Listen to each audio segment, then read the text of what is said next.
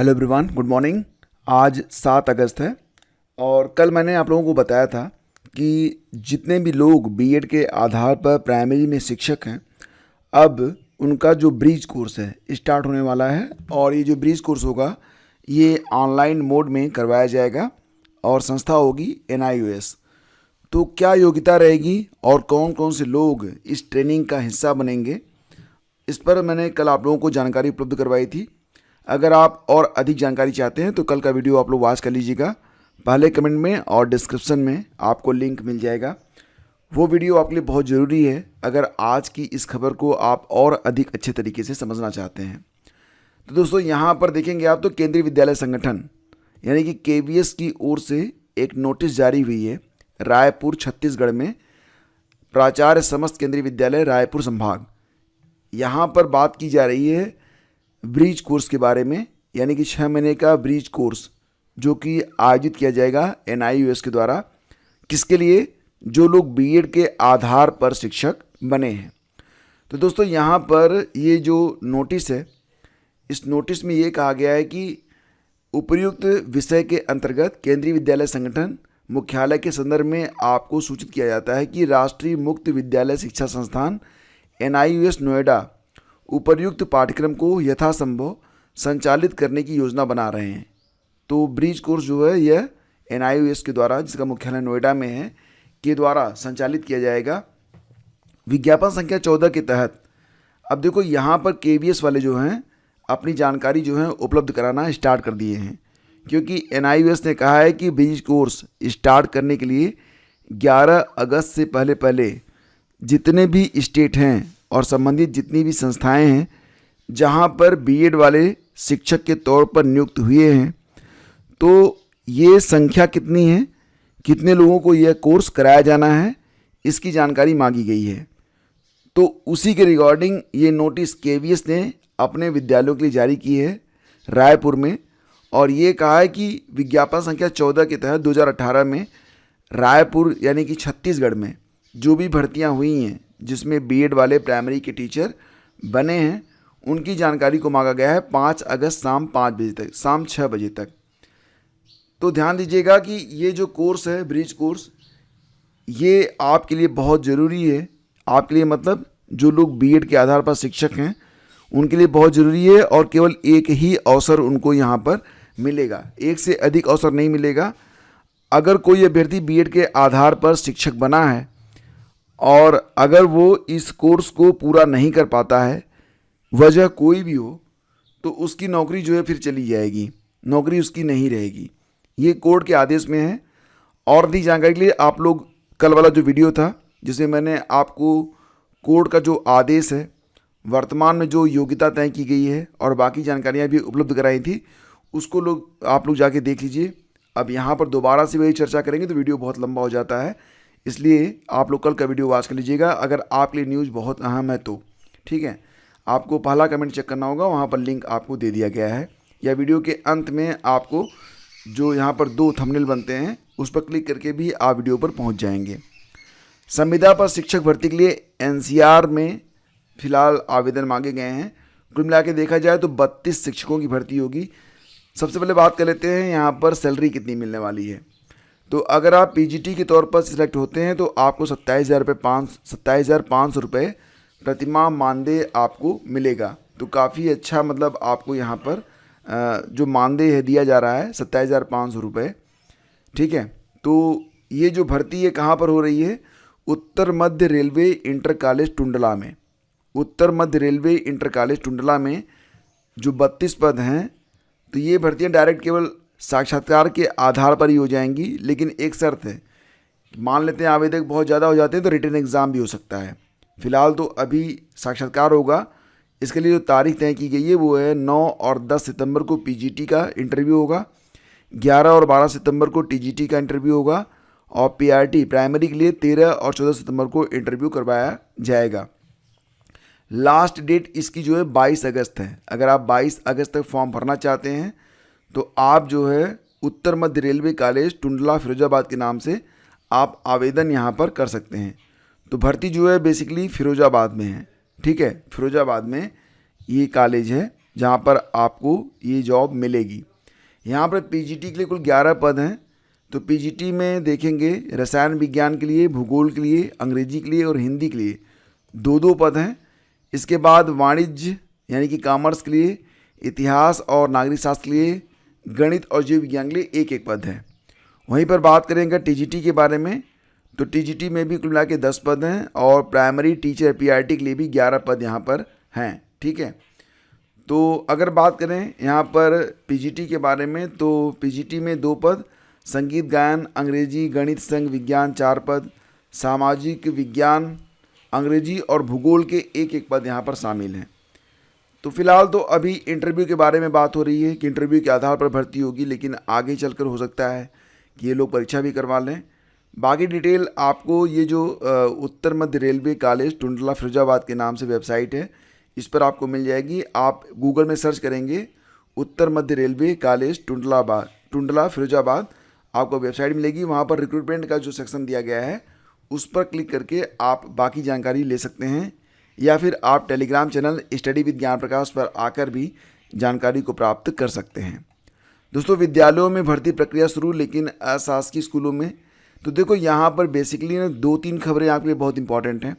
आपको ये पता है कि अभी जो है टीजीटी और पीजीटी के लिए जो अगली वैकेंसी है, कहा यह गया है कि टीजीटी और पीजीटी में फ़िलहाल 31 मार्च 2026 तक जितने भी पद रिक्त हो रहे हैं, उन रिक्त पदों को 5 मार्च तक, ये जो 5 अगस्त है, 5 अगस्त तक इन रिक्त पदों की जानकारी मांगी गई थी। लेकिन अगर अभी देखें तो आपका जो शिक्षा आयोग है, अभी कितने पद रिक्त हैं इसकी कोई जानकारी उपलब्ध नहीं हो पाई है। आज 7 अगस्त है।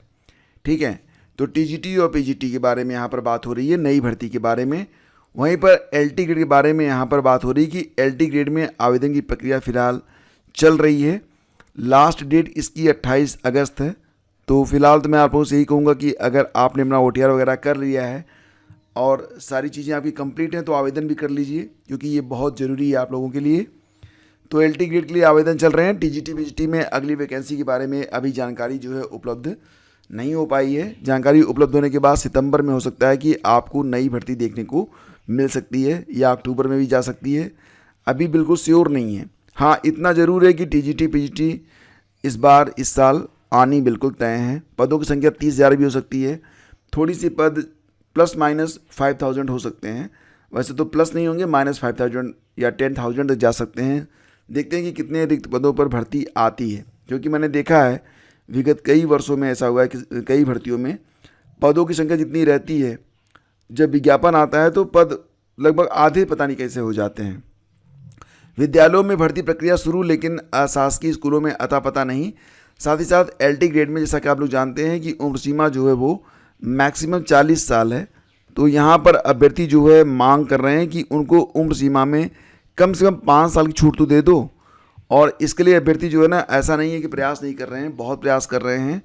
छात्रों का एक प्रतिनिधिमंडल सदस्य उच्च शिक्षा मंत्री योगेंद्र उपाध्याय से आज मुलाकात करेंगे।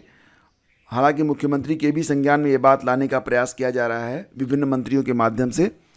अब देखते ये हैं कि क्या ये छूट मिलती है या नहीं मिलती है। वैसे दोस्तों, ये छूट मेरे हिसाब से मिलनी चाहिए, क्योंकि बहुत सारे अभ्यर्थी जो है वो ओवर एज हो गए। और आपको पता है कि विगत कई वर्षों से यूपी में कोई भी ढंग की शिक्षक भर्ती तो आई नहीं है। यहाँ पर स्थिति जो है बहुत ही ख़राब है। हालांकि बीएड और बाकी जो कोर्स हैं वो लगातार चल रहे हैं, लेकिन शिक्षक भर्तियाँ नहीं हो पा रही हैं। और यही वजह है कि बिहार में जब वहाँ पर ओपन हुई शिक्षक भर्ती, तो बहुत सारे बच्चे यहाँ से बिहार चले गए। हालांकि बिहार में रहना और यूपी में रहना, उनके लिए दोनों में से अगर चॉइस दिया जाए तो यूपी में ही रहना चाहेंगे। कोई भी दूसरे प्रदेश में जाकर क्यों बसना चाहेगा। लेकिन फ़िलहाल जब वैकेंसी नहीं है तो रोजी रोज़गार की बात है, पापी पेट का सवाल है। ठीक है, पीसीएसजे मामले में 26 अगस्त को सुनवाई होगी। आपको पता है पीसीएसजे 2022 की भर्ती है। मुख्य परीक्षा में गड़बड़ी के मामले में अब 26 अगस्त को सुनवाई होगी। मंगलवार को याचियों की ओर से न्यायिक जांच समिति की रिपोर्ट पर जवाब दाखिल किया गया है। आपको एक जानकारी और भी देना चाहेंगे कि बायोलॉजी को लेकर जो अभ्यर्थी हैं वो भी एक याचिका डालने वाले हैं। बायोलॉजी को लेकर याचिका डालने की तैयारियां जो हैं वो चल रही हैं, और हल्के फुल्के स्तर पर नहीं है, बड़े स्तर पर बायोलॉजी को एज ए सब्जेक्ट टीजीटी में शामिल करवाने के लिए याचिका जो है डालने की तैयारियां चल रही हैं। अभी फ़िलहाल इस पर कोई ख़ास प्रोग्रेस तो नहीं है, लेकिन यहाँ पर जो वकील वगैरह हैं उनसे, जो अच्छे वकील हैं उनसे राय मशवरा चल रहा है। याचिकाओं का एक ग्रुप भी बन चुका है और बहुत ही जल्द याचिका जो है वो पड़ जाएगी। जैसा कि आप लोग जानते हैं कि बायोलॉजी के बारे में जो नई नियमावली आई थी उसमें बायोलॉजी को एज ए सब्जेक्ट के रूप में शो नहीं किया गया था, और ना ही जीव विज्ञान से जो अभ्यर्थी यहाँ पर स्नातक उत्तीर्ण हैं, ना ही उनके बारे में ये बताया गया कि जो लोग जूलॉजी और बॉटनी से स्नातक किए हुए हैं तो वो किस विषय के सापेक्ष आवेदन करेंगे। तो मतलब क्या ये जूलॉजी बॉटनी वाले बेकार हो जाएंगे? क्या बायोलॉजी एक सब्जेक्ट के रूप में टीजीटी के रूप में शामिल नहीं होगा? ये कई सारे अहम सवाल हैं और यही इस याचिका का आधार भी हैं। याचिका जल्दी दायर हो जाएगी। ठीक है, बाकी जानकारी अगर आप चाहते हैं तो आप बने रहिए हमारे साथ, हम आपको इस चैनल पर जानकारी उपलब्ध करवाते रहेंगे। दोस्तों, यहाँ पर उत्तर प्रदेश लोक सेवा आयोग के द्वारा एक नोटिस जारी की गई है। 2 पद हैं प्रशासनिक सुधार विभाग के उत्तर प्रदेश में। विभाग संख्या यस10/01, विज्ञापन संख्या है D2E1 2024। निरीक्षक का पद है। 2 पद हैं, इस पर 20 अगस्त को इंटरव्यू होगा। अगर आप इस पद पर आवेदन किए हैं तो आप चेक कर लीजिएगा। बता देता हूँ, मुझे मालूम है बहुत सारे अभ्यर्थियों को इससे कोई मतलब नहीं है, लेकिन फिर भी आपको पता होना चाहिए। और देखो, इस बार यूपी SSC पीटी की परीक्षा काफ़ी अहम होने वाली है। पीटी 2025 ये काफ़ी अहम है, क्योंकि माना जा रहा है कि इससे एक अच्छी खासी संख्या में लेखपालों की भर्ती होगी। इसके अलावा जूनियर असिस्टेंट की भर्ती होगी, और सबसे महत्वपूर्ण पद जिसके लिए अभ्यर्थी इस परीक्षा के लिए पूरा ताकत लगा रहे हैं, तो वो ये है कि लोअर PCS 2025 की भर्ती आएगी, और इसमें पदों की संख्या लगभग 1000 अनुमानित है। 1000 पद हो सकते हैं। तो ये परीक्षा आपको पता है, इसकी परीक्षा तिथियां घोषित हो चुकी हैं। अगले महीने में ही ये परीक्षा होनी है, सितंबर के महीने में, पहले सप्ताह में 6-7 सितंबर शायद। ठीक है, 6-7 सितंबर को ही शायद परीक्षा होनी है, कंफर्म कर लीजिएगा, लेकिन पहले सप्ताह में ही परीक्षा करवाई जाएगी। कुल आवेदन कितने हुए हैं? तो 25,31,998 आवेदन इस परीक्षा के लिए हुए हैं। आप लोग बिल्कुल इसकी तैयारी अच्छे से करिए, अदरवाइज़ अगर यहाँ पर अंक आपके कम हुए तो लोअर PCS आप नहीं दे पाएंगे। ठीक है, तो अगर आप लोअर में जाना चाहते हैं, लोअर में भी बहुत सारे पद बहुत अच्छे अच्छे होते हैं, तो ये भी ध्यान रखिएगा आप लोग। हाई कोर्ट ने कहा 14 साल बाद अनुकंपा नियुक्ति रद्द करना गलत। बेसिकली यहाँ पर विभाग की गलती से जो नियुक्ति हो गई थी 14 साल के बाद, उसे रद्द कर दिया गया था। मामला कोर्ट में पहुंचा तो उन्होंने कहा कि भाई सारी जानकारी तो उपलब्ध करवाई गई थी, जो जो जानकारियाँ आपने मांगी थी, अभ्यर्थी ने सारी जानकारी आपको उपलब्ध करवाई थी। अब 14 साल के बाद आप आ रहे हैं ये कहने के लिए कि कुछ जानकारी गलत हो गई थी जिसकी वजह से ये नियुक्ति रद्द की जाएगी। तो गलती आपकी है, ये नियुक्ति रद्द नहीं होगी। बेसिकली मामला ये था, इसको आप ऐसे समझ लीजिए कि जो पिता थे, ठीक है, पिता सरकारी नौकरी में थे, उनकी डेथ हो जाती है तो याची की यहाँ पर नियुक्ति हो जाती है क्लर्क के तौर पर। बाद में पता चलता है कि इनकी जो याची की माता हैं ये भी गवर्नमेंट जॉब में थी, तो बस इसी को आधार बनाकर इनकी नियुक्ति जो थी वो 2023 में जाकर 14 साल के बाद रद्द कर दी गई थी। मामला कोर्ट में पहुंचा था, तो यहाँ पर याची ने कहा कि हमसे जब जानकारी मांगी नहीं गई तो मैं जानकारी दूं कैसे।